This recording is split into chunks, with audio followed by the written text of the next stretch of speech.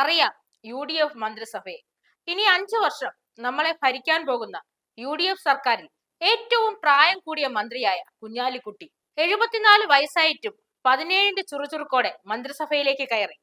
മുസ്ലിം league എന്നതിലുപരി പാണക്കാട് തങ്ങൾ കുടുംബം, അതാണ് അവർ എല്ലാവരും ഉറ്റുനോക്കുന്നത്. ആർക്കും ഏതു നേരത്തും കയറി ചെല്ലാൻ കഴിയുന്ന, വാതിലടയ്ക്കാത്ത പാണക്കാട് കുടുംബം. ചെറുപ്പത്തിലെ അച്ഛനും അമ്മയും നഷ്ടപ്പെട്ട കുഞ്ഞാലിക്കുട്ടിക്ക് താങ്ങും തണലുമായി നിന്നതും ഈ കുടുംബം തന്നെയാണ്. അടുത്തായി എടുത്തു പറയേണ്ടത് OJ ജനീഷാണ്. യൂത്ത് വിങ്ങിന്റെ പ്രസിഡന്റ് ആയിരുന്ന ഏവർക്കും പ്രിയങ്കരനായ അദ്ദേഹം ആദ്യമായി മത്സരിച്ച് ജയിച്ചു മന്ത്രിയുമായി. ഇത് ഏറെ അതിശയകരമായ കാര്യം തന്നെയാണ്. വൃദ്ധന്മാരുടെ സദസ്സ് അല്ല, യൂത്തന്മാരുടെ സഭ കൂടിയാണെന്ന് ഇതുവഴി തെളിയിച്ചിരിക്കുന്നു.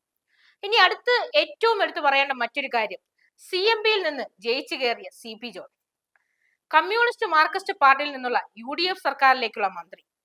പാർട്ടിയുടെ നീതികൾ നന്നായി അറിയുന്ന K മുരളീധരൻ, ജനങ്ങളുടെ സ്വന്തം സിദ്ദിഖ്, UDFന്റെ ജീവനാടി വിഷ്ണുനാഥ്, വനിതാ മന്ത്രി ബിന്ദു, അങ്ങനെ 21 അംഗങ്ങൾ ഉൾപ്പെടെ UDF മന്ത്രിസഭ ഇവിടെ അധികാരത്തിലേക്ക് കയറിയിരിക്കുകയാണ്. ആദ്യ ക്യാബിനറ്റ് കഴിയുമ്പോൾ നമുക്കറിയാം ഇന്ദിരാ ഗ്യാരണ്ടിയിൽ എന്തൊക്കെ നമുക്കായി കാത്തിരിക്കുന്നുണ്ട്. പട നയിച്ചവൻ നാട് നയിക്കുന്ന കാഴ്ച നമുക്കിനി കാണാം.